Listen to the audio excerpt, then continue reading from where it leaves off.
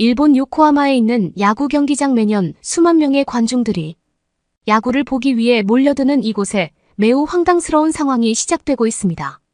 중요한 팀들의 야구 경기가 진행 중 경기장에 모든 불이 정전이 되며 경기를 진행하던 선수들은 아무것도 보이지 않는 암흑 속에서 당황한 표정만을 짓고 있는데요. 경기를 해설하던 해설진들조차도 처음 겪는 정전 상황에 어찌할 줄 모르며 수만 명의 관중들은 경기가 중단된 것에 엄청난 분노를 표하고 있습니다. 그런데 바로 그 순간 관중석에 있던 의문의 한국인 대학생 무리가 정전된 경기장 중앙으로 뛰쳐나가고 마는데요.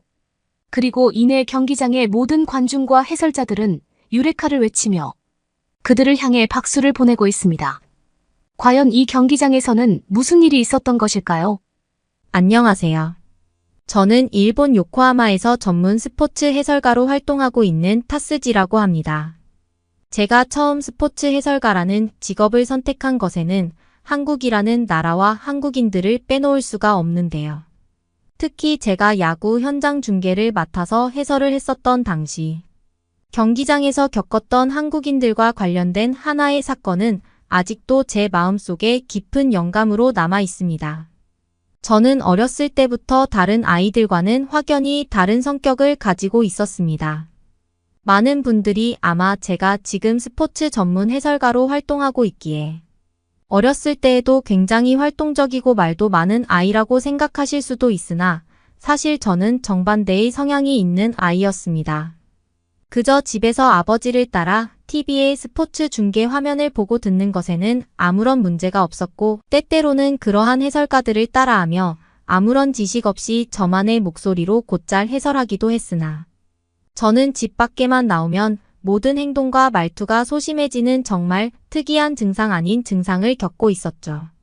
아버지께서는 이러한 저의 이중적인 모습을 보시고는 소심한 저의 성격을 고쳐주기 위해 병원도 가고 유명한 대학 교수에게도 가보며 많은 노력을 하셨으나 아무것도 소용이 없었습니다. 어렸을 때부터 이미 제가 좋아하는 야구 분야에서는 전문 해설가로서의 꿈을 키워오는 것은 물론 다양한 야구 중계들에서는 캐스터로 활동하기를 원했던 저는 점점 전문 해설가로서의 취업 준비를 하면 할수록 제가 가진 소심한 성격이 아무 도움이 되지 않는다는 것을 깨닫게 되었죠. 그때 당시 저에게는 많은 친구들이 있었지만 대부분의 친구들이 이러한 저의 모습을 보고는 너는 절대 수만 명, 아니 수십만 명의 관중 앞에서는 해설을 할 수 없는 태생적인 문제를 가지고 있다는 말과 함께 저를 강하게 비판했었죠. 하지만 모든 친구가 이런 것은 아니었습니다. 제가 다니고 있던 학교는 예체능 분야로 유명한 국제학교였는데 그곳에서 저와 친해진 한국인 친구들은 오히려 이러한 저의 모습을 보고는 그것이 오히려 더욱 장점이 될 수 있다면서 다른 일본인 친구들과는 전혀 다른 사고 방식의 조언을 보여주었기 때문입니다. 그 한국인 친구들도 각종 음악이나 체육과 관련된 예체능 능력을 키우기 위해 일본의 국제학교로 온 것이었는데 그 친구들은 자신들이 부족한 부분에 대해 남의 눈치를 보기는커녕 오히려 그것을 스스로 드러내며 극복하는 정말 멋진 방식을 택하던 친구들이었죠. 태견이라는 한 한국인 친구는 어느 날 저에게 자신도 야구 선수로서의 능력을 키우기 위해 지금의 국제학교에 왔지만 사실상 야구를 하다 보니 오히려 기계나 전기에 더욱 관심이 있다는 것을 알게 되었다면서 자신 또한 저와 똑같은 고민을 가지고 있다며 저를 위로해주기도 했습니다. 그러던 어느 날 저는 부모님으로부터 사실상 버림받게 되는 통보를 받았습니다. 해설가의 기본 해설 능력과 목소리의 조절 그리고 발음에 대한 공부를 하기 위해 국제학교에 다니고 있었으나 부모님께서는 더는 저에게 가능성이 보이지 않는다며 이제부터는 혼자 알아서 살아남으라는 말과 함께 부모님께서는 제가 학교에 가 있는 사이 제가 전혀 모르는 곳으로 이사를 갈 거라는 황당스러운 말을 하시더군요. 처음에는 농담인 줄 알았으나 이러한 생각은 정확히 일주일 뒤 학교에 갔다가 집에 돌아왔을 때 완전히 사라지고 말았습니다. 저를 낳아주고 길러주신 부모님은 맞으나 연락처도 전부 바꾼 채 집에 있던 짐들까지 전부 사라져 있었기 때문이죠. 진짜 이 사람들이 나의 부모가 맞을까라는 생각이 들 때쯤 한 부동산 중개업자가 들어오더니 이제부터 이 집에서 나가야 될 것 같다는 말과 함께 부모님과는 얘기가 다 끝났으니 당장 나가달라는 어처구니없는 말을 듣게 되었죠. 하루아침에 갈 곳을 잃은 저는 화가 난다기보다는 이제부터 어떻게 해야 되지라는 생각만 들었습니다. 그리고 그때 제가 마음 편하게 연락할 수 있었던 사람은 오직 한국인 친구 태견이 뿐이었죠. 그렇게 저는 그 다음 날 학교를 갈 때까지는 길에서 노숙을 하고 곧장 학교로 간 뒤 그곳에서 태견이를 만나 제발 집에서 잘 수만 있게 해달라는 염치 없는 부탁을 했습니다. 그런데 태견이는 저희 상황 설명과 말을 듣자마자 부모님께서 무언가 뜻이 있어서 그러셨겠지만 자신 또한 이해가 되지 않는다는 말과 함께 학교가 끝나자마자 저를 데리고 자신의 집에 가더군요. 다행스럽게도 태견이의 부모님께서는 저희 딱한 사정을 들었다면서 이제부터 천천히 이곳에서 쉬면서 앞으로 얼마 남지 않은 진로에 대한 고민을 해보자는 따뜻한 말씀을 해주셨습니다. 매일 저한테 구박을 하고 이룰 수 없는 꿈인 해설가의 시간을 낭비할 바에는 밖에서 아르바이트를 해 돈을 벌어오라는 저희 부모님과는 전혀 다른 모습이었기에 저는 더욱 당황할 수밖에 없었죠.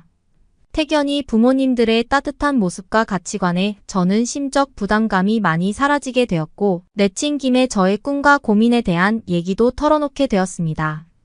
그런데 제 말을 들으신 태견이의 한국인 부모님들께서는 저의 얘기를 들어주시기만 할 뿐 그저 너는 3년 뒤 해설가가 되어 있을 것 같은데라는 황당스러운 얘기만 하시면서 아무런 해결책도 주지 않으시더군요. 힘들게 고민을 털어놓았지만 왜 해결책을 주시지 않는 거지라는 생각을 하고 한 달쯤 그 집에서 지내게 되었을 때 어느 날 문득 깨닫고 말았습니다. 아무런 해결책을 주시지 않는 것이 곧 저의 심적 부담감을 덜어주었다는 사실을 말이죠. 그리고 그저 저를 볼 때마다 미래의 해설가 왔다는 말이나 넌 일본에서 제일 젊은 해설가에 데뷔를 할 거라는 말을 해주실 때에는 이상하게 눈물이 날 것 같은 기분이 들기도 했습니다. 더욱이 제가 그 집에서 함께 지낸다는 사실에는 저한테 어떠한 것도 요구하지 않으셨고 그저 늘 저를 응원해 주셨죠. 그리고 이러한 태견이 부모님의 해결책 아닌 해결책 때문인지 저는 점점 저의 깊은 마음속에 있던 부담감과 짐이 사라지게 되면서 저의 소심한 트라우마를 극복해 나가기 시작했습니다. 그리고 학교를 완전히 졸업할 때쯤에 저는 소심한 성격의 모든 부분을 극복할 수 있었고 이러한 영향 때문인지 국제학교를 졸업하자마자 요코하마에 있는 한 작은 스포츠 해설가 소속사에 합격할 수 있었죠. 하지만 그때 저에게 날아온 한 통의 문자로 저희 친부모님께서 도박에 빠져 저를 버렸다는 사실을 알 수 있었습니다. 저에게 그저 학교의 운영비를 주기 싫다며 저를 남겨두고 떠나셨던 아버지와 어머니께서는 각종 도박에 빠져 모든 현금을 날리는 것은 물론 가지고 있던 집과 차, 시계까지 전부 잃어버리게 된 것이었죠. 그리고 저에게 날아온 문자는 그러한 부모님의 도박 빚을 대신 갚으라는 채무와 관계된 사람들의 연락이었습니다. 이제 막 저의 꿈을 이루는 첫 발을 내디뎠는데 부모님께서 남기고 떠난 도박비 때문에 모든 것이 보이지가 않았죠. 그렇게 약 4시간 정도를 길에서 방황을 하던 저는 결국 다시 태견이의 부모님과 태견이가 있는 집으로 돌아가게 되었습니다. 그런데 집에 돌아왔을 때에는 식탁 위에 하나의 쪽지만 있을 뿐 그 누구도 집에 없더군요. 그리고 그 쪽지에는 한 병원의 전화번호와 위치가 적혀 있었습니다. 전화를 걸어봤지만 아무도 받지 않았고 저는 뭔가 불안한 마음에 병원으로 달려가게 되었죠. 병원에 도착하고 혹시나 하는 마음에 태견이 부모님의 이름을 말하니 간호사는 한 병실로 저를 안내해 주었습니다. 그리고 그곳에는 태견이의 부모님 2분이 모두 온몸에 붕대를 감은 채 병원 침대에 누워 계셨고 그 사이에 태견이가 멍한 표정으로 앉아 있더군요. 태견이의 부모님께서는 전기와 관련된 일을 공동으로 하셨는데 한 사업장에서의 전기 수리를 하다가 그만 동시에 심각한 화상을 입고 만 것이었습니다. 말을 이어가던 태견이는 의사분이 마음의 준비를 하라고 했다는 충격적인 말과 함께 더는 아무 말도 하지 않더군요. 그리고 바로 그 다음 날 태견이의 한국인 부모님 두 분은 모두 세상을 떠나시고 말았습니다. 불행 중 다행으로 태견이는 부모님의 사고로 앞으로의 인생을 살아가는 것에 도움이 될 수 있는 보험금을 받기는 했으나 부모님 두 분을 모두 잃은 슬픔은 제가 위로할 수도 없는 심각한 문제였죠. 태견이의 부모님께서 돌아가시고 3개월 뒤 태견이는 이제 그만 자신은 한국으로 돌아가겠다며 저에게 작은 봉투를 남긴 뒤 한국으로 말도 없이 사라졌습니다. 그리고 그 안에는 저희 부모님께서 남기신 도박 빚의 금액과 똑같은 돈이 현금으로 들어 있었죠. 부모님을 잃은 슬픔에 휴대폰도 없앴던 태견이는 그렇게 하루아침에 저희 눈앞에서 사라지게 되었습니다. 저 또한 가족과 친구를 모두 잃었다는 슬픔에 일상생활이 되지 않을 정도였으나 부모님 두 분을 모두 사고로 잃은 태견이의 슬픔에는 비교되지 않을 정도였죠. 하지만 저는 혼자 살아남아야 된다는 생각과 태견이가 남기고 간 돈의 의미를 잃고 싶지 않았습니다. 그렇게 저는 약 3년이 넘는 기간 동안 해설가로서의 이름을 알리기 위해 매일 밤 발음과 지식에 대한 공부를 하고 작은 경기라도 아무런 페이를 받지 않고 무급으로 진행하는 해설가로 점점 실력을 쌓아나갔습니다. 그리고 이러한 모든 시간이 지나게 되었을 때 저는 요코하마에서는 그래도 이름이 꽤 알려진 야구 해설가가 되어 있었죠. 그렇게 태견이가 사라지고 5년째가 되던 어느 날 저는 여느 때와 다름없이 요코하마에서 펼쳐지는 한 야구 경기의 해설을 맡고 진행을 하고 있었습니다. 그날은 요코하마에서는 꽤 유명한 팀들의 경기였기에 저 또한 온 힘을 다해 해설을 진행 중이었죠. 그런데 바로 그 순간 뜬금없이 경기장 전체의 파지직거리는 소리와 함께 경기장 전체의 불빛이 정전되어 나가버리고 말았습니다. 심지어 저희 마이크까지 끊겨버렸고 경기장 전체가 아무것도 보이지 않았기에 저와 관중 그리고 선수들은 함께 당황할 수밖에 없었죠. 갑자기 발생한 번개로 정전이 되었다는 원인은 밝혀졌지만 1시간이 지나도 정전 사태를 해결할 기미는 전혀 보이지 않았습니다. 시간이 지날수록 관중들은 경기를 보지 못한다는 생각에 흥분하기 시작했고 표를 환불해 달라며 제가 해설하고 있는 자리까지 화가 난 관중들이 밀고 올라오기 시작하더군요. 그런데 바로 그때 경기장 중앙으로 10명이 넘는 한국인들이 목장갑을 끼고 나타나더니 경기장 시설 관리 담당자와 얘기를 나눈 뒤 곧바로 사라지더군요. 그런데 놀랍게도 바로 약 30분 뒤 다시 경기장 전체에 불이 들어오고 제 마이크가 연결되더니 정전 사태가 모두 사라지기 시작했습니다. 시설 수리 담당자들조차도 언제 수리가 완료될지 모르겠다고 얘기를 했었는데 30분 만에 고쳐지는 것은 저조차도 당황스러울 정도였죠. 그런데 바로 그때 시설 담당자들이 무전기를 통해 내뱉은 말은 제 귀를 의심하게 만들었습니다. 한국의 서울대학교에서 전기와 관련된 실무 산업을 다루는 대학원생과 실제 전기시설, 현장 수리 능력이 있는 한국인 관광객들이 경기장의 정전 원인을 곧바로 파악하고 함께 수리를 진행해 30분도 채 되지 않는 시간에 정전의 원인을 찾아 전기를 고쳤다는 상식 밖의 상황 설명이 이어지기 시작했기 때문이죠. 저는 오래전 태견이가 떠오르며 너무나 고마운 마음에 관중석 분들에게도 이름을 알리기 위해 전기수리 담당자분에게 그 한국인 분들의 이름을 물어봐 달라고 했고 그 뒤 들려온 대답은 더욱 충격적이었습니다. 그 이름 중 한 명은 바로 약 10년 전 저를 도와주었던 태견이의 이름이 있었기 때문이죠. 곧바로 저는 경기가 재개되기 직전의 시간을 이용해 전기 수리를 도와주었다는 한국인 관광객분들에게 사례를 하고 싶다는 것을 핑계로 시설 담당자분에게 그 한국인 관광객분들을 절대 놓치지 말아달라고 부탁한 뒤 그곳으로 달려가게 되었죠. 그리고 그곳에는 아니나 다를까 예전과 똑같은 모습의 태견이가 있었습니다. 멀리서만 보아도 알 수 있었기에 저는 태견이의 이름을 부르며 달려가 손을 잡았고 태견이도 급작스러운 상황에 너무나 놀라더니 결국 꿈을 이뤘다면서 저와 강한 악수를 해주더군요.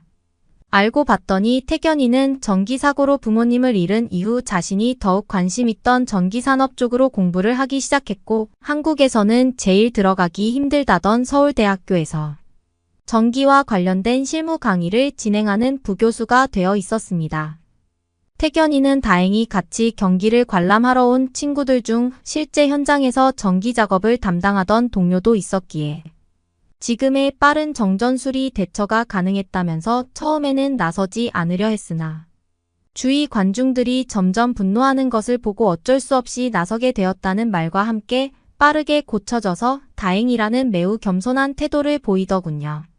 그 후 저는 모든 해설을 마친 뒤 태견이와 간단한 저녁을 먹으며 오래전 받았던 돈을 한 번에 갚았고 태견이의 전화번호와 지금 어떻게 사는지 근황들을 얘기하며 지난 몇 년간의 대화들을 나눌 수 있었습니다.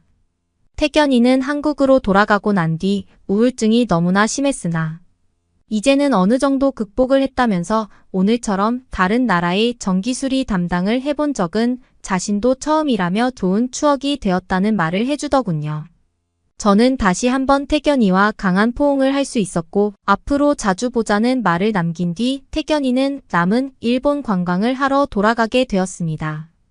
그 이후 저는 그 경기장에서 경기가 진행될 때마다 정전이 될 요소는 없는지 검사하는 것과 함께 항상 경기가 시작되기 전 마이크로 그날 한국인들의 도움으로 정전 사태를 해결한 기록적인 사건을 관중석에 얘기해주고 난 뒤 해설을 이어나가는 원칙을 아직도 지키고 있죠.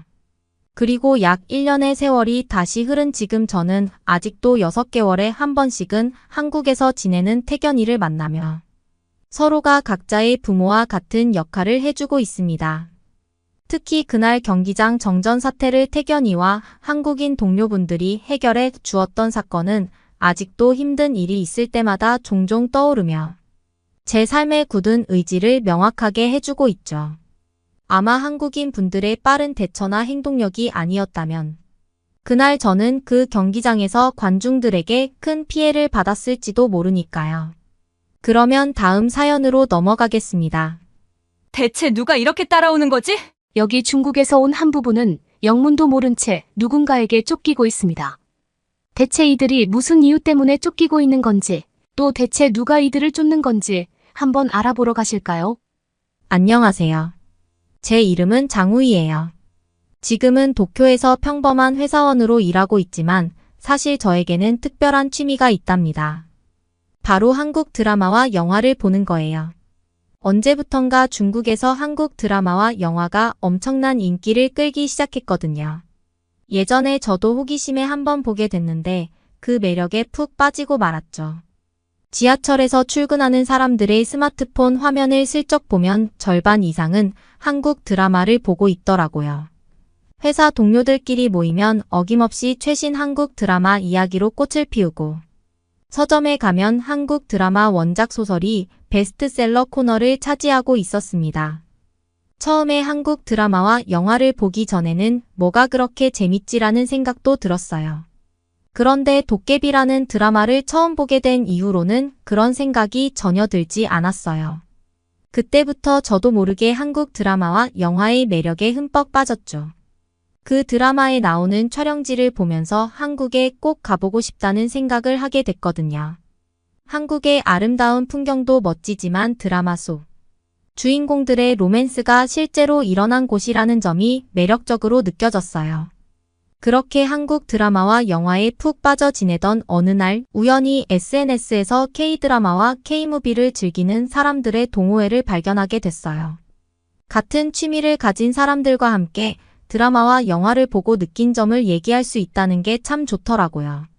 사실 낯선 사람들과 어울리는 건 잘 못하는 편인데 그래도 용기를 내서 동호회에 가입했어요.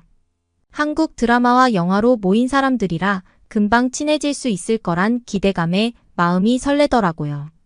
가입 신청을 하고 첫 모임 날짜를 기다리는 동안 왠지 모를 들뜬 기분이 들었답니다. 과연 어떤 사람들이 모이고 어떤 이야기를 나누게 될지 상상만으로도 즐거웠죠.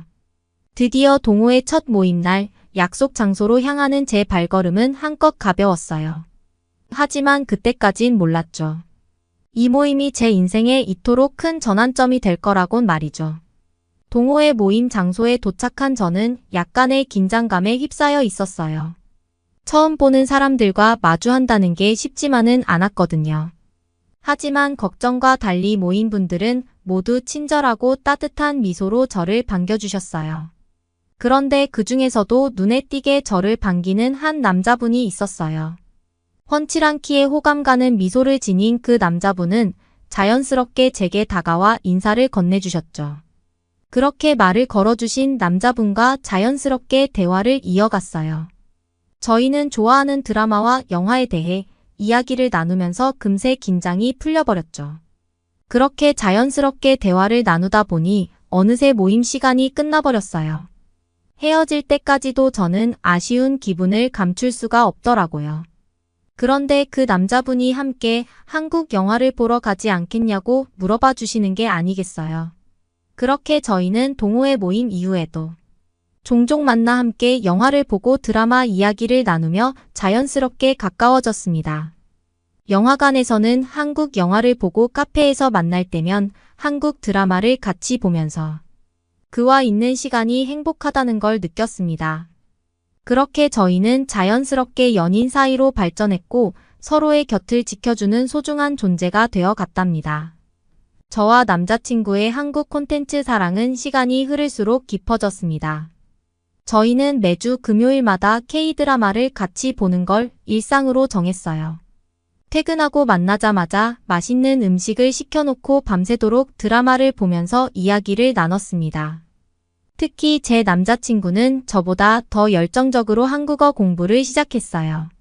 한국 드라마와 영화에서 나오는 대사들을 더 실감나게 느끼고 싶었다고 하더라고요. 이런 저희의 모습은 주변 사람들 사이에서도 소문이 났어요. 한국을 그렇게 좋아하는 커플이 드라마 같다면서 다들 부러워하더라고요. 데이트할 때도 한국 드라마나 영화에서 영감을 많이 받았어요. 행복한 시간을 보내던 어느 날 저는 잊지 못할 일을 겪게 되었어요. 평소처럼 집에서 드라마를 보던 중이었죠. 그런데 갑자기 남자친구가 심각한 표정으로 저를 바라보는 게 아니겠어요. 그러더니 너무 예쁜 반지를 꺼내 제 앞에 무릎을 꿇는 거 있죠.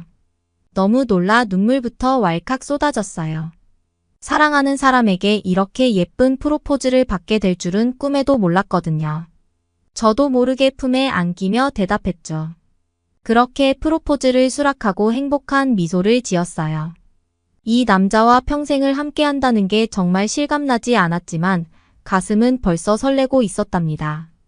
며칠 뒤 가족들과 친구들에게 결혼 소식을 전했어요. 모두들 축하해 주셨지만 사실 결혼식 준비에 대한 고민이 있었어요. 바로 웨딩 촬영에 대한 고민이었죠. 그런데 K-드라마 K-무비 동호회에서 정말 놀라운 이야기를 듣게 되었어요. 최근에 동호회에서 알게 된 몇 분이 한국의 드라마 촬영지에서 신혼여행 겸 웨딩 사진을 찍고 오셨다는 거예요. 사진을 보여주시는데 정말 너지 나가더라고요. 아름다운 한국의 풍경 속에서 커플들의 행복한 미소가 너무나 눈부시게 빛났거든요. 특히 강릉에 있는 도깨비 촬영지에서 웨딩드레스를 입고 찍은 사진들은 마치 드라마에서 튀어나온 것 같았어요. 그 모습을 보고 있자니 문득 한국에서 우리도 그런 로맨틱한 추억을 만들면 좋겠다는 생각이 들더라고요. 저도 도깨비를 너무 좋아하던 터라 강릉에 있는 도깨비 촬영지를 갈까 고민을 많이 했지만 어디서 찍을지 고민하다 보니 강릉보다는 부산이 더 끌리는 거 아니겠어요? 한국 사람들이 부산으로 많이 놀러 간다던데 부산에는 해운대의 밤바다와 광안대교의 야경, 그리고 드라마에서 봤던 감천문화마을까지 모두 볼 수 있다는 거 아니겠어요? 이런 낭만적인 분위기가 우리의 마음을 사로잡았죠. 게다가 부산은 요즘 한국 드라마와 영화의 주요 배경으로 자주 등장하잖아요. 유명한 촬영 장소들을 둘러보는 것 자체로도 즐거운 경험이 될 것 같았죠. 남편에게 부산에서 웨딩 사진을 찍는 건 어떨까 살짝 물어봤더니 두 눈을 반짝이며 좋다고 하더라고요. 그렇게 우리는 한국의 부산행을 결정했어요. 드라마 속 그 어떤 장면보다도 아름답고 행복한 순간들을 담아내고 싶었거든요. 푸른 바다와 분위기 있는 건축물 그리고 길거리의 담벼락까지 다니면서 부산 곳곳에 쓰인 로맨틱함을 우리의 웨딩 앨범에 고스란히 담아오겠다는 각오였죠. 웨딩 촬영 컨셉은 부산의 감성을 녹여내되 우리만의 개성도 살리고 싶었어요. 그래서 한복부터 드레스, 캐주얼한 옷차림까지 다양하게 준비했답니다. 부산 바다를 배경으로 하얀 드레스를 휘날리는 모습, 전통 한옥 앞에서 고혹적인 한복 자태를 뽐내는 장면, 레트로 감성 물씬 풍기는 마을에서 편안한 일상복 차림으로 산책하는 컷까지. 다채로운 콘셉트 속에서 많은 사진들을 찍어오고 싶더라고요. 이렇게 부산에서의 로맨틱한 웨딩 촬영 계획을 세우면서 우리 부부의 새로운 시작에 대한 기대감은 점점 커져갔죠. 운명 같은 만남의 나라 한국에서의 특별한 추억을 쌓을 생각을 하니 절로 마음이 설레는 게 아니겠어요.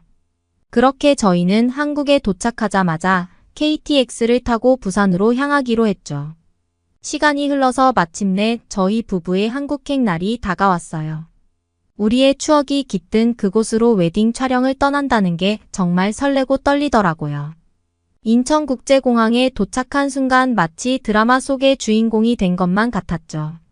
공항은 제가 상상했던 것보다 훨씬 크고 깨끗했어요. 입국 수속을 밟을 때 직원분들의 친절한 미소도 기분 좋게 다가왔고요. 한국에 오자마자 우리가 가장 먼저 탄 교통수단은 KTX였어요.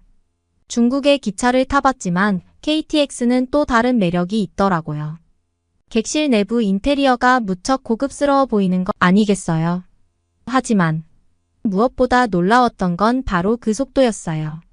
중국의 기차보다 빠르게 달리는데도 승차감이 부드럽고 안정적이어서 감탄이 절로 나왔죠.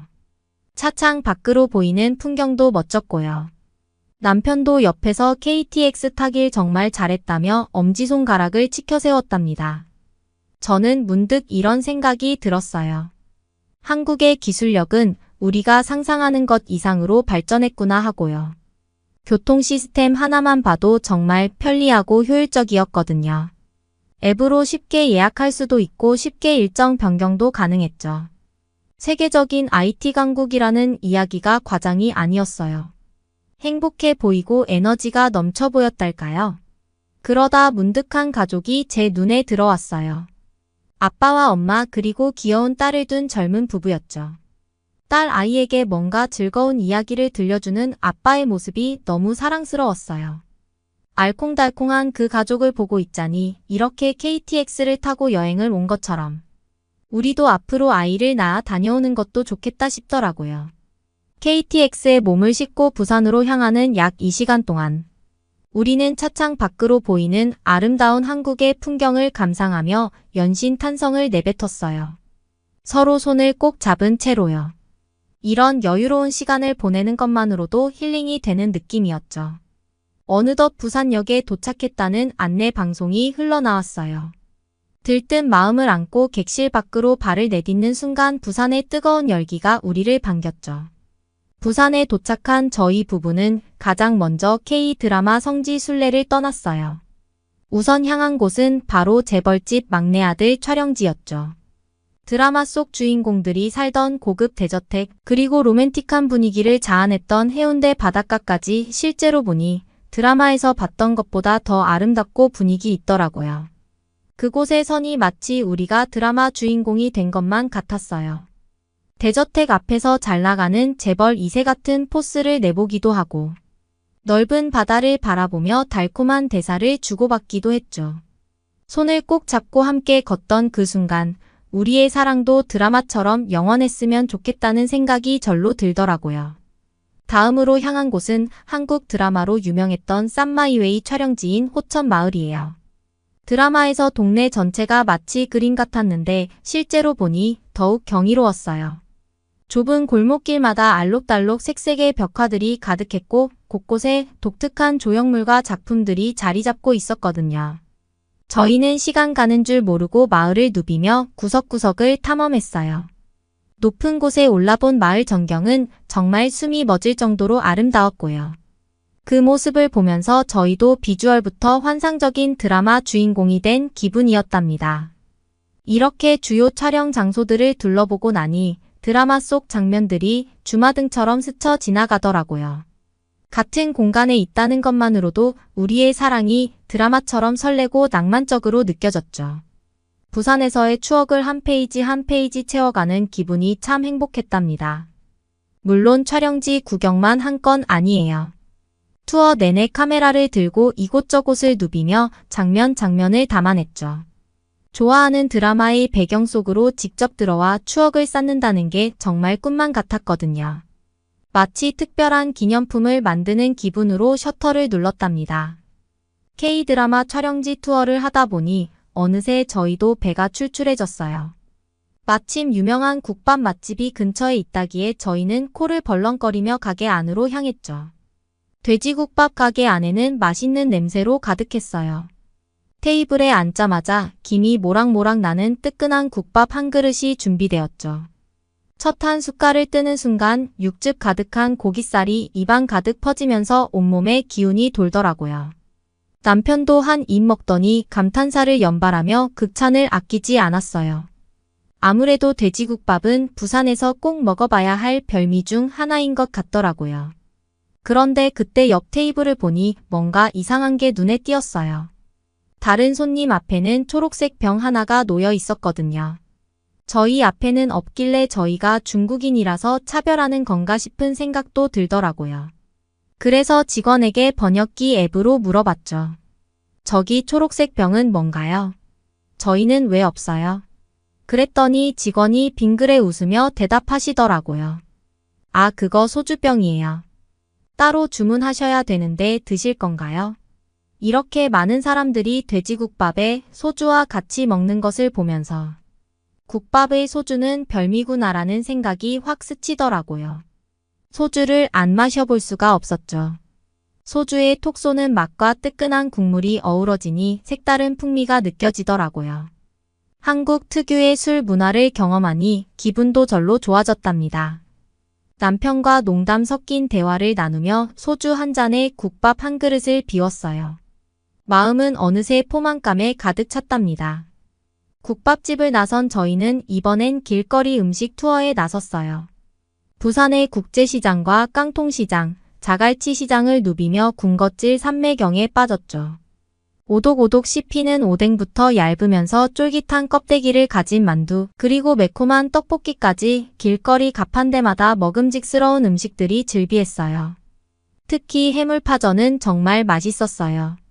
부산 앞바다에서 갓 잡아올린 싱싱한 해산물이 아낌없이 들어가 있었는지 바삭한 전의 식감과 해물의 싱그러운 맛과 매콤새콤한 초장이 너무 잘 어울리더라고요. 보이자마자 순식간에 다 먹어버렸다니까요. 부산에서의 마지막 날 저희는 그토록 기다려왔던 웨딩 촬영을 하게 되었어요. 아름다운 한국의 풍경 속에서 사랑을 확인하는 특별한 순간이었죠. 촬영 장소로 먼저 향한 곳은 바로 광안리 해수욕장이었어요. 끝없이 펼쳐진 에메랄드빛 바다와 해변을 가로지르는 광안대교의 모습이 너무나 아름다웠죠. 그 풍경 속에서 하얀 드레스를 입은 제 모습은 마치 동화 속 공주 같았어요. 이번엔 요트를 타고 푸른 바다로 나아갔어요. 부산 앞바다를 가로질러 정열적인 해질녘의 모습을 담아냈죠. 붉게 물든 하늘과 반짝이는 물결, 그 위로 두 손 꼭 잡은 저희의 실내까지 얼마나 감동적이고 아름다운 순간이었는지 몰라요. 웨딩 촬영이 되미는 송정해수욕장과 그 근처 기찻길에서 장식했어요. 출렁이는 파도와 바람에 흩날리는 모래사장, 옛 추억을 간직한 듯한 꼬마 기차. 그 모든 장면들이 빈티지한 감성을 자아냈죠. 웨딩 촬영을 마치고 다시 숙소로 돌아가는 길, 저희는 해운대의 야경이 궁금해졌어요. 특히 제가 한국 블로거들의 사진을 보고 반해버린 곳이 있었거든요. 바로 더베이라는 곳이었어요. 늦은 시간이었지만 발걸음을 재촉해 더베이에 도착했죠. 이곳의 야경은 정말 압도적이었어요. 화려한 조명으로 수놓은 마린시티의 높은 빌딩들과 그 마린시티. 야경이 비치는 바다를 보니 숨이 멎을 듯한 느낌이 들었죠. 그런데 더 놀라운 건 따로 있었습니다. 한국의 치안과 사람들의 신뢰 수준이었죠. 더베이 앞에 있던 야외 테라스 팝을 보면서 깜짝 놀랐거든요. 의자에 걸쳐둔 가방, 테이블 위에 올려둔 지갑과 핸드폰까지. 한국 사람들은 물건들을 훔쳐가지 않을 거라는 굳은 신뢰가 있는 듯 했어요. 밤거리가 이 정도로 안전한 나라는 처음 봤죠. 그 말을 하는 남편의 얼굴에선 감탄이 가시질 않았어요. 더베이에서의 즐거운 시간을 보내고 우리는 저녁 식사를 하러 가기로 했어요. 부산에서는 회가 정말 유명하다고 들었거든요. 근처에 있다는 맛집을 찾아 걸어가기 시작했죠. 그런데 가는 도중 이상한 느낌이 들었어요. 누군가 저희를 쫓아오는 것 같았거든요. 긴장한 나머지 남편의 손을 꼭 잡았죠. 까만색 모자를 쓰고 까만색 추리닝을 입은 그 남자는 저희의 발속도에 맞춰서 계속 쫓아오기 시작했죠. 괜히 오해했나 싶었는데 방향을 바꿔도 계속 따라오고 있더라고요. 아까 분명히 밤거리가 안전하다고 생각했는데 이 생각이 착각이었나 싶더라니까요. 심지어 그 남자는 갑자기 저희를 불러 세웠어요. 깜짝 놀라 뒤를 돌아보니 젊은 남자가 가쁜 숨을 몰아쉬며 서 있었어요. 그의 손에는 제 지갑이 있었죠. 주머니를 뒤져보니 저도 모르게 흘렸더라고요. 젊은 남자는 씩 웃으며 지갑을 건넸어요. 저도 황급히 고개를 숙이며 고마움을 전했죠. 지갑을 찾아서 직접 주기까지 하다니 한국에 대한 좋은 인상이 더욱 깊어지는 순간이었어요. 관광객인 우리를 위해 계속적으로 따라온 그 친절함이 너무 고마웠죠. 횟집에 도착한 저희는 신중하게 메뉴를 주문했고 주문한 회가 나왔죠. 부산의 유명한 횟집에서 맛본 회는 정말 환상적이었어요. 중국에서도 좋은 회를 먹어봤지만 이렇게 신선하고 맛있는 건 처음이었죠. 살이 통통하게 오른 광어와 쫄깃한 식감의 우럭을 입에 넣는 순간 고소한 맛이 풍겨왔어요. 남편과 저는 이런 최고급 식재료로 만든 회라면 매일 먹어도 질리지 않을 것 같다며 감탄을 금치 못했죠. 이렇게 훌륭한 식재료를 가진 나라에서 사는 사람들이 부럽기까지 했어요. 한국 음식 문화의 깊이에 빠져들 수밖에 없었다니까요. 한국에서의 잊지 못할 웨딩 촬영을 마치고 중국으로 돌아왔지만 한국에서의 추억은 늘 제 마음 한켠에 자리 잡고 있어요. 부산에서 찍은 웨딩 사진은 저희 생각보다 훨씬 잘 나와서 정말 깜짝 놀랐어요. 역시 한국에서 웨딩 촬영을 하기 잘했다니까요. 오히려 한국에 다녀오니 한국이 더 좋아져서 요즘은 남편이랑 같이 한국어를 공부하고 있답니다. 그러면 다음 사연으로 넘어가겠습니다. 여기 글래머러스한 몸매를 자랑하고 있는 한 여성이 있습니다.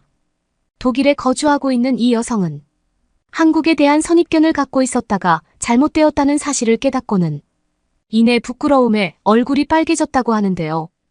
과연 이 여성이 어떤 일을 겪게 된 건지, 그리고 어떤 걸 잘못 알고 있었는지 한번 알아보러 가실까요? 안녕하세요. 저는 베를린에 살고 있는 레나예요. 21세의 나이로 국제관계학을 공부하고 있는 대학생이랍니다. 아버지는 독일인, 어머니는 프랑스 출신이다 보니 제 아내는 두 나라의 문화가 조화롭게 어우러져 있죠. 쌍둥이 여동생 루즈와 함께 베를린에서 자라며 세계 각국에서 온 친구들을 사귀었던 덕분에 글로벌한 감각을 키울 수 있었어요.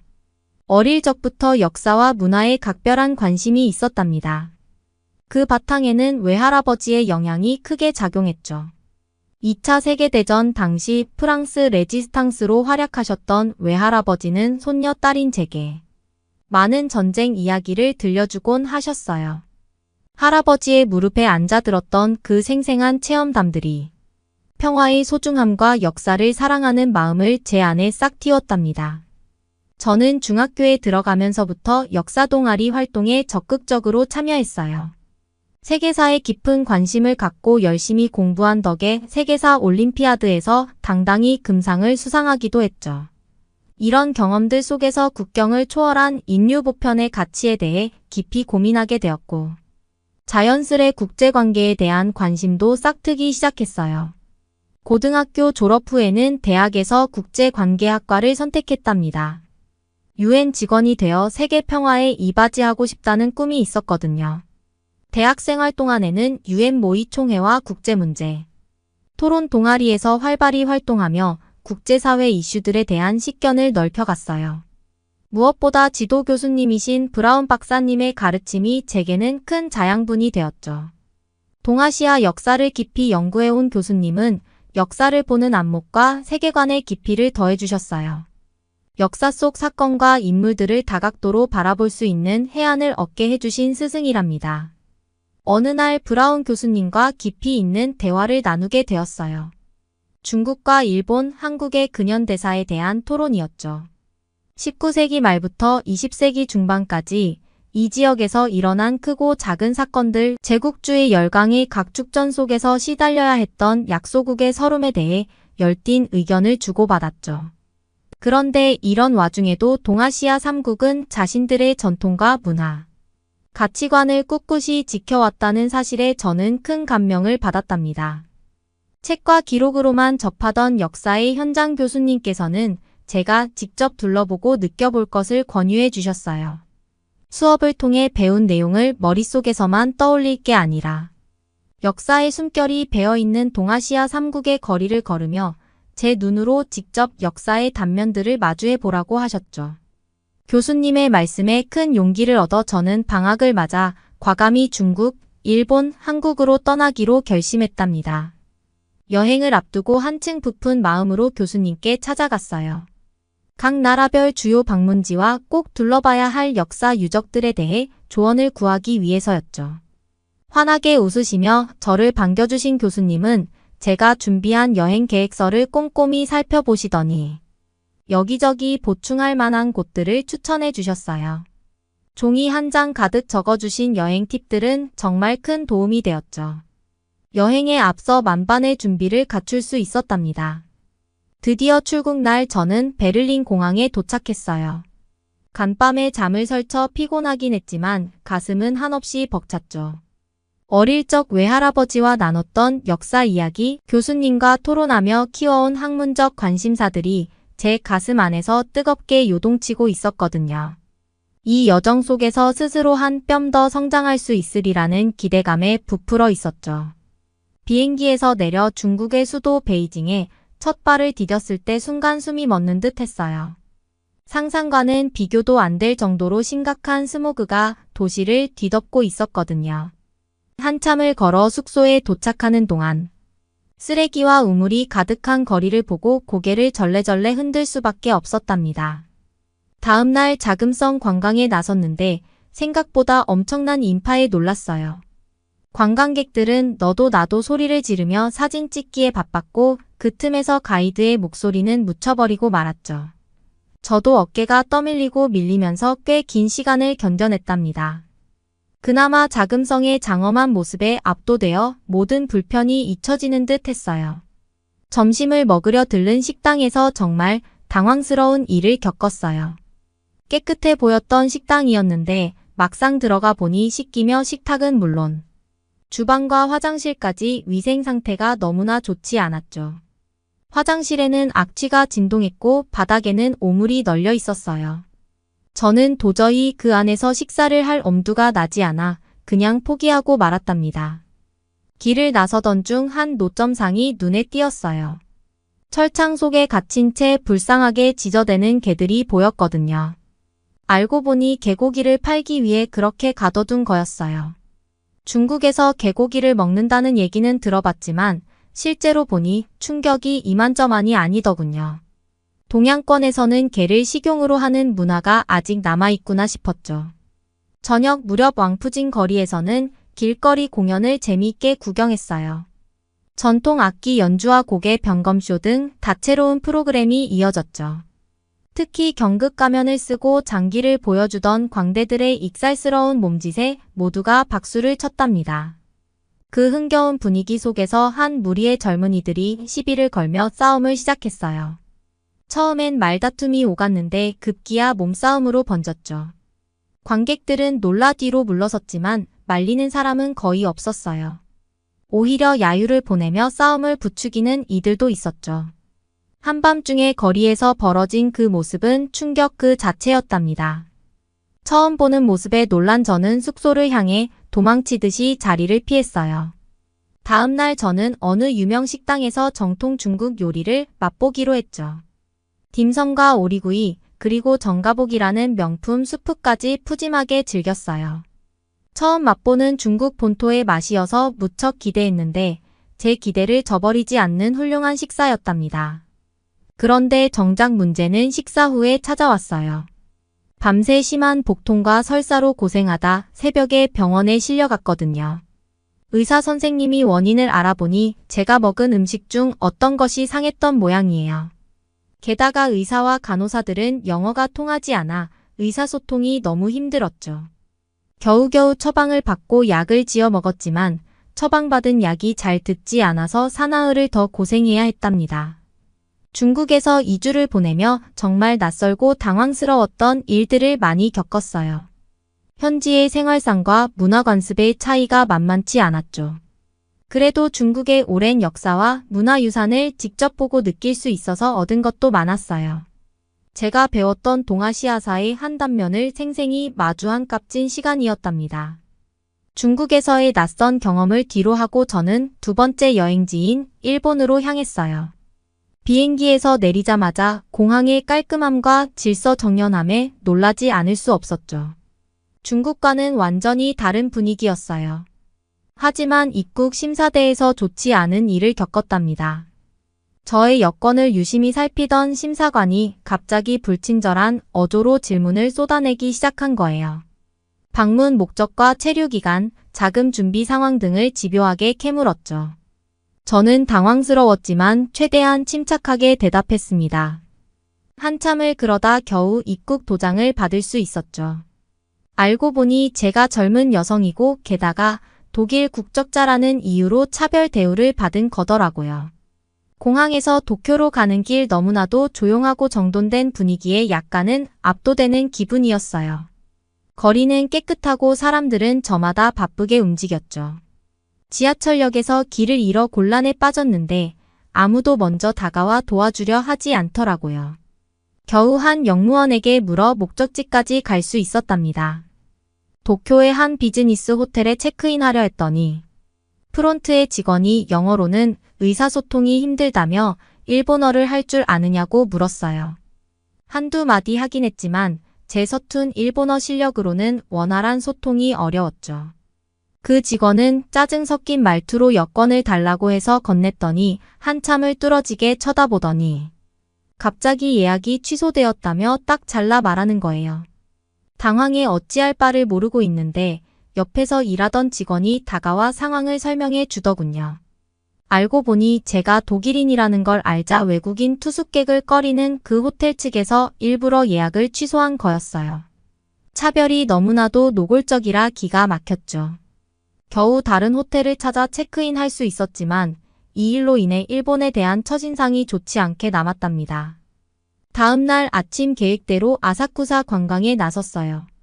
화려한 기모 옷차림의 여성들과 인력 거꾼들의 모습이 재미있었고요. 특히 스카이트리 전망대에 올라 도쿄의 전경을 한눈에 내려다보는 경험은 잊을 수 없을 거예요. 그런데 좀 의외였던 건 그곳에서 만난 일본인들 대부분이 저와 눈을 마주치기를 피한다는 점이었어요. 웃으며 말을 걸어도 대답은 딱 필요한 만큼만 할 뿐 차가운 인상을 주더라고요. 오후에는 시부야로 향했죠. 전 세계에서 가장 붐비는 횡단보도로 유명한 스크램블 교차로를 건너는 게 버킷리스트 중 하나였거든요. 수많은 인파 속에 휩쓸려 들어가 함께 걷는 기분이 정말 이색적이었어요. 거리를 지나다 우연히 길고양이 가족을 발견했는데 어미 고양이가 아기 고양이들을 애정 어린 눈빛으로 바라보는 모습이 너무나 사랑스러웠답니다. 그 광경을 카메라에 담으려는데 웬 중년 남성이 다가와 큰 소리로 뭐라고 호통을 치는 거예요. 무슨 말인지 몰라 당황하고 있으니 지나가던 젊은 여성들이 그 남자에게 따졌더니 얼른 자리를 떴답니다. 그 여성분들 덕에 무사히 그 자리를 벗어날 수 있었죠. 이후 편의점에서 음료수를 사려고 계산대에 섰는데 앞에 있던 연세 지긋한 일본인 남성이 갑자기 제 쪽으로 돌아서서는 퉁명스럽게 "왜 여기 있어? 어서 나가." 라고 소리를 지르는 거 있죠. 술에 취해 비틀거리던 그 남성은 저에게 시비를 걸 듯 보였죠. 당황해 어쩔 줄 모르고 있자니 다행히 편의점 직원이 나서서 그 남성을 밖으로 내보내 주었어요. 마지막 날에는 교토로 향했답니다. 아리따운 풍광으로 유명한 아라시야마의 대나무 숲길을 거니며 자연을 만끽했죠. 유서 깊은 절들과 신사들도 둘러보고 기운 거리에서는 전통찻집에 들러 말차와 화과자도 맛보았어요. 그런데 저녁에 기운 거리를 걷다가 길을 잃고 말았어요. 처음 가본 곳이라 당황스러웠는데 지나가던 사람들 몇 명에게 길을 물었더니 모두 대답도 안 하고 저를 무시한 채 그냥 가버리더라고요. 꽤 많은 시간을 헤매다 겨우 숙소에 돌아올 수 있었답니다. 일본에서 보낸 4박 5일 동안 사뭇 당혹스러운 일들이 많았어요. 외국인에 대한 차가운 시선 절제되고 냉랭한 분위기가 적잖니 불편하게 느껴지더라고요. 물론 일본의 선진 문물과 질서 있고 정제된 문화는 인상 깊었지만 사람과 사람 사이의 교감과 연대감 같은 것은 좀 부족해 보였달까요? 하지만 다른 한편으로 부족한 부분들이 오히려 더 마음에 걸리기도 했어요. 차별과 편견의 시선 속에서도 서로를 배려하고 존중하려는 보이지 않는 노력들 말이에요. 저를 도와준 몇몇 분들의 모습에서 긴장과 갈등의 틈바구니에서도 피어나는 일본인들의 배려를 엿볼 수 있었거든요. 이제 일본에서의 경험을 뒤로하고 마지막 여행지인 한국으로 출발할 시간이에요. 이곳에서는 또 어떤 새로운 깨달음과 만남이 저를 기다리고 있을지 생각하면서 기대 반 설렘 반으로 비행기에 올랐답니다. 드디어 한국에 도착했어요. 인천국제공항에 들어서자마자 친절한 직원분들의 따뜻한 미소가 저를 맞아주었죠. 입국 수속도 놀랄 만큼 빠르고 간편했답니다. 중국과 일본에서의 경험과는 사뭇 달랐어요. 공항에서 서울로 가는 길 한국의 첫 인상은 정말 신선했어요. 깨끗하고 현대적인 거리 풍경, 다양한 건축 양식이 조화를 이루는 도시 경관이 멋졌죠. 특히 한강을 가로지르는 다리들의 아름다운 야경은 감탄을 자아냈답니다. 서울의 한 게스트하우스에 짐을 풀어놓고 밤이 깊도록 동네를 산책했어요. 구불구불한 골목길을 누비며 단잠에 든 서울의 모습을 감상했죠. 밤늦은 시각임에도 길거리에는 사람들로 붐볐고 포장마차는 시끌벅적한 얘기 소리로 가득했어요. 그중 한 곳에 앉아 소주 한 잔을 기울이며 한국에 와서 느낀 소감들을 되새겨 봤답니다. 어느 아저씨가 다가와 제가 외국인인 걸 아시곤 반갑게 건배사를 외쳐주시더라고요. 그 순간만큼은 낯선 타국에서의 외로움도 잠시 잊을 수 있었어요. 다음 날은 경복궁 관광으로 하루를 시작했어요. 붉은 기와 지붕과 화려한 단청이 눈부신 고궁의 모습에 압도되었죠. 아름답게 가꾸어진 후원을 거니며 자연과 건축의 조화를 음미했답니다.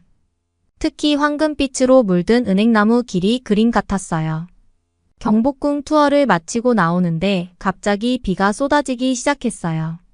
황급히 주변을 둘러보니 한 노부부가 저에게 우산을 내밀며 함께 가자고 손짓하시더라고요.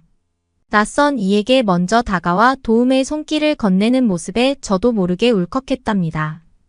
비가 오는 바람에 날씨는 추웠지만 한국인 특유의 정을 느낄 수 있는 따뜻한 시간이었어요.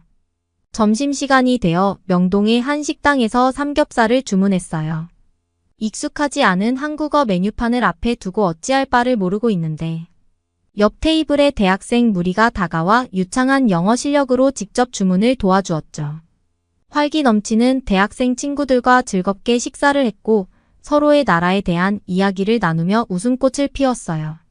한국에 온 지 하루 만에 벌써 친구들이 생긴 셈이었죠.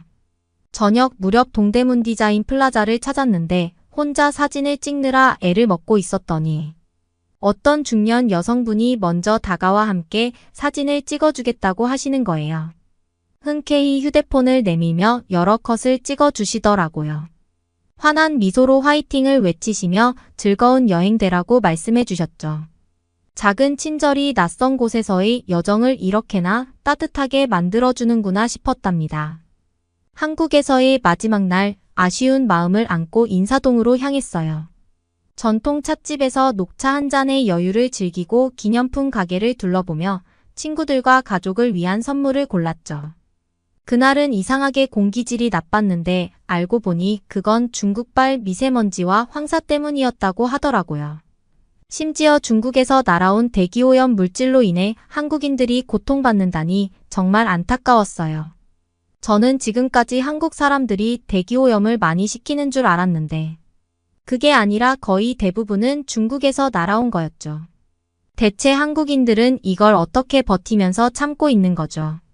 한국 사람들이 이렇게 중국 때문에 고통받고 있는 사실을 몰랐던 제가 참 부끄럽더라고요.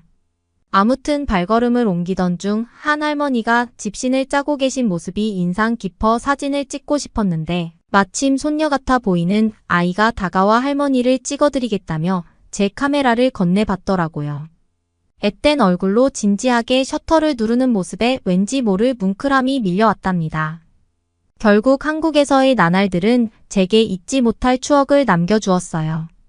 중국의 웅장한 역사 유적과 일본의 질서정연한 사회 풍경도 물론 인상 깊었지만 한국에서 마주한 사람들의 넉넉한 인심이 가장 오래도록 제 마음에 남을 것 같아요. 사실 부끄럽게도 한국 여행을 하기 전까지만 해도 한국이 세 나라 중 가장 선진국에서 먼 나라라고 생각했는데 완전히 제 착각이었다는 걸 깨달았어요. 지금은 한국이 세 나라 중 가장 선진국에서 가까운 나라라고 생각하고 있어요. 언어도 문화도 다른 타국에서 느낀 낯설음과 두려움, 그것을 녹여주는 작은 친절들의 온기 정말 좋은 경험이었다고 생각해요. 기회가 된다면 꼭 다시 한국을 찾고 싶어요. 제가 한국에 가게 되면 반겨주실 거죠? 여러분은 어떻게 보셨나요? 응원과 격려의 한마디씩을 댓글로 남겨주시기 바랍니다. 사연자분들께 전달해드리겠습니다. 실제 사연 제보를 받고 있습니다. 채택되신 분께는 작은 선물도 보내드리고 있습니다. 저희의 사연이 여러분의 하루의 작은 힘이 될 수 있었으면 좋겠습니다. 감동적인 사연을 주변 분들과 이야기 나눠보세요. 더욱더 좋은 영상으로 다시 찾아뵙겠습니다.